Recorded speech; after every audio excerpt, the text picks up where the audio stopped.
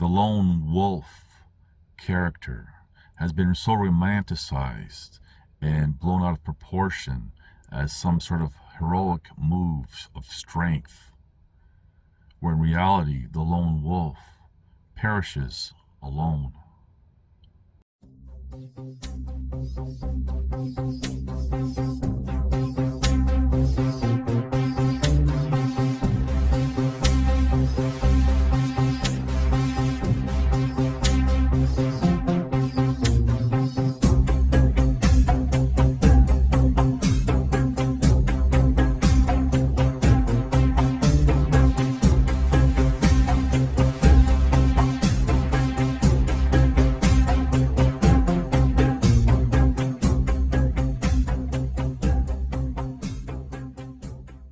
Hello, it's May 2025. Now, I'm going to be talking about the province in Canada known as Alberta.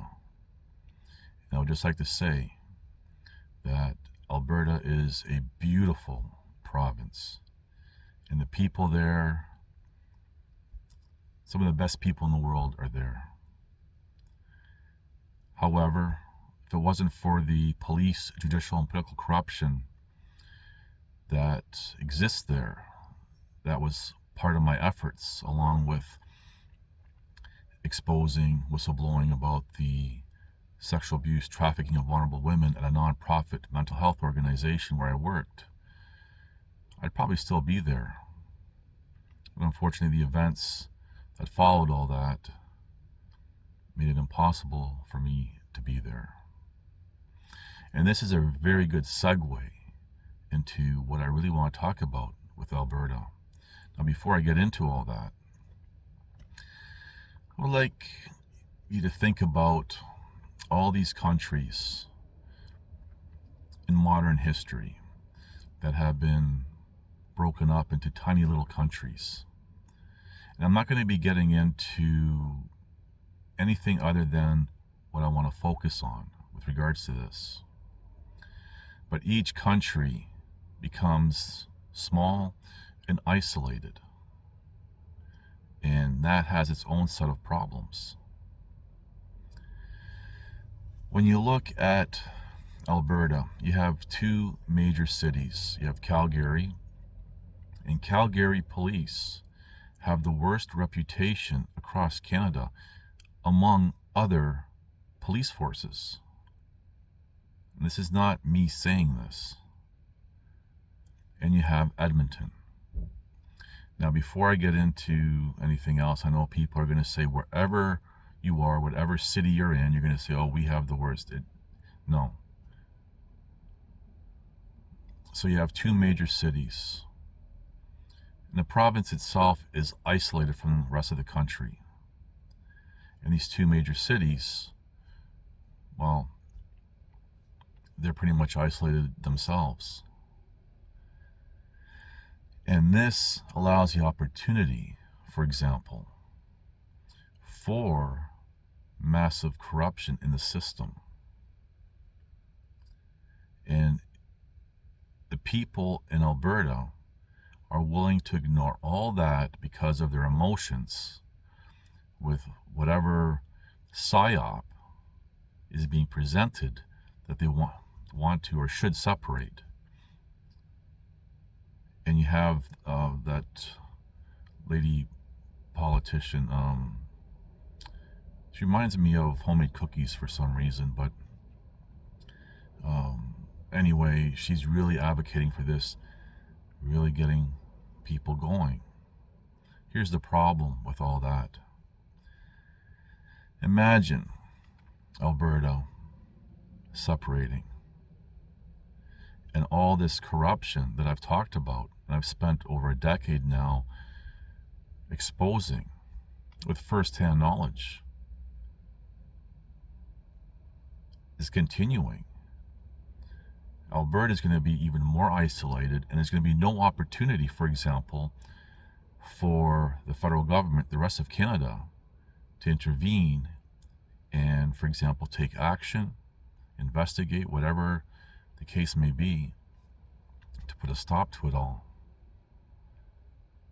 And what I've been exposing is political. So what Albertans who want to separate, again, putting aside other issues, are doing is they're isolating themselves further from the rest of the country that would investigate, take action, and do something about the police, judicial, and political corruption, and perhaps even the sex trafficking abuse of these women, which is politically tied. Is this what Albertans want? I get that there's some animosity with Alberta and at least a few other provinces. And the animosity goes back and forth, which is ridiculous. But this isolation, further isolation, does not help the people of Alberta. Because who is going to look into whatever's going on in that province?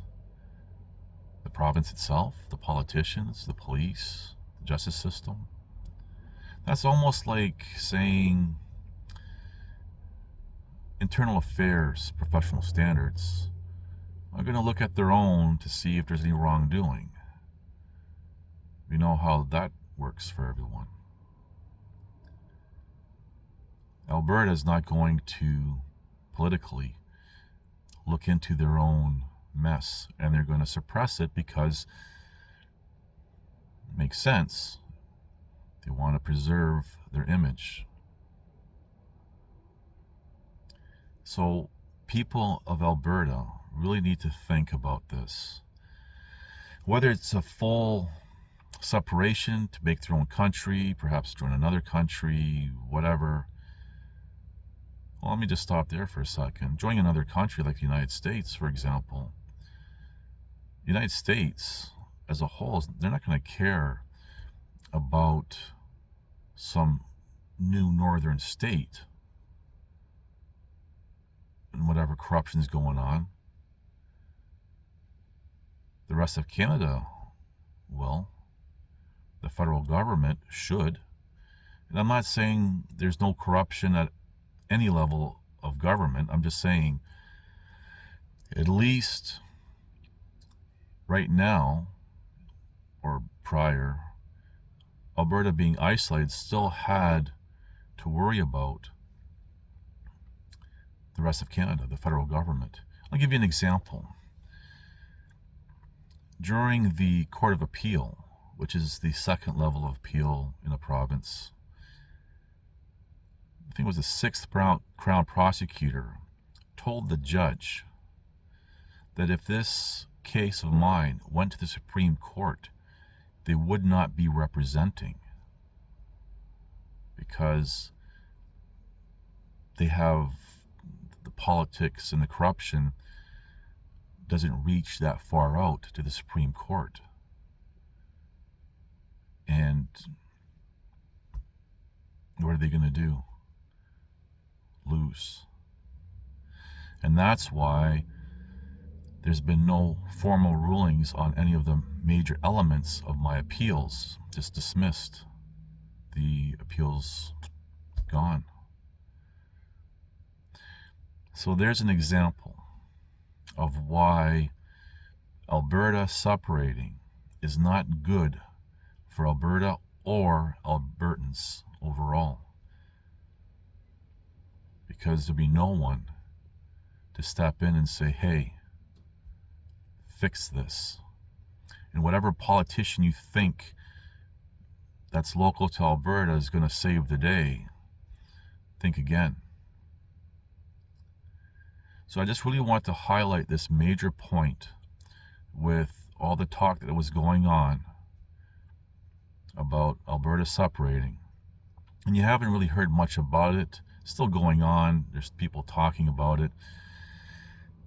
And although I've addressed this in a previous video, I really didn't want to get into the meat and potatoes that I'm talking about now until, I guess, to see what would happen.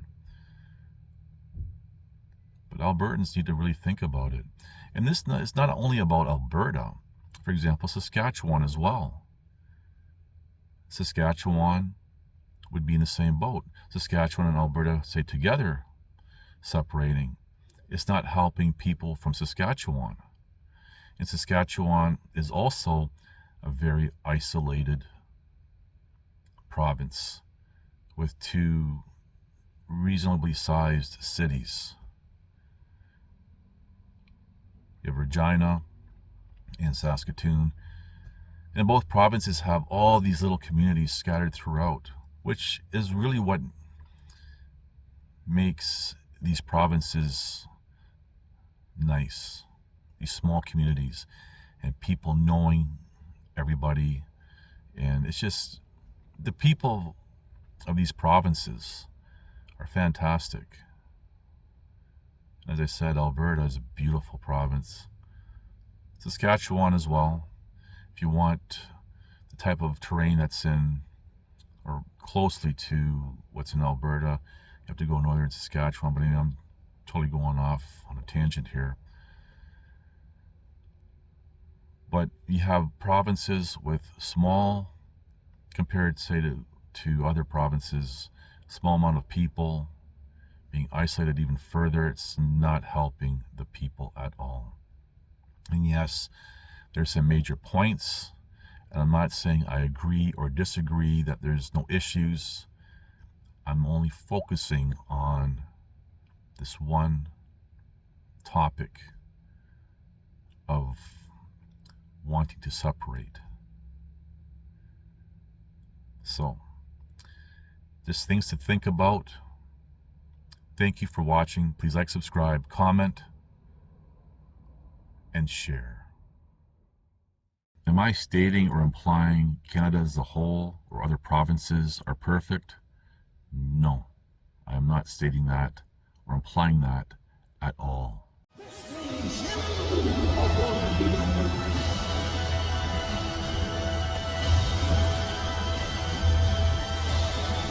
Listen to this and write it down if you can't remember it. You're never going to outgrow warfare. You simply must learn to fight. I hear people say, when is it going to get easier? When you die.